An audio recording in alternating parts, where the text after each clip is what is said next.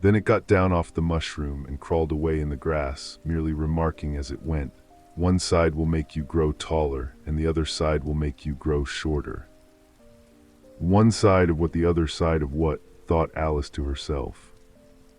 "Of the mushroom," said the caterpillar, just as if she had asked it aloud, and in another moment it was out of sight.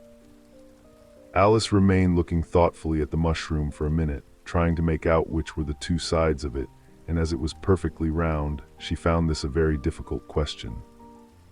However, at last she stretched her arms round it as far as they would go, and broke off a bit of the edge with each hand. "And now which is which?" she said to herself, and nibbled a little of the right hand bit to try the effect. The next moment she felt a violent blow underneath her chin. It had struck her foot. She was a good deal frightened by this very sudden change, but she felt that there was no time to be lost, as she was shrinking rapidly, so she set to work at once to eat some of the other bit. Her chin was pressed so closely against her foot that there was hardly room to open her mouth, but she did it at last, and managed to swallow a morsel of the left-hand bit.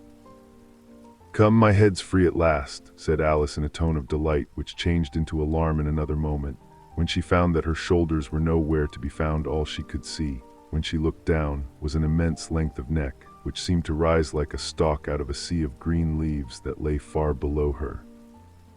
"What can all that green stuff be?" said Alice. "And where have my shoulders got to, and oh, my poor hands, how is it I can't see you?" She was moving them about as she spoke, but no result seemed to follow, except a little shaking among the distant green leaves. As there seemed to be no chance of getting her hands up to her head, she tried to get her head down to them, and was delighted to find that her neck would bend about easily in any direction, like a serpent.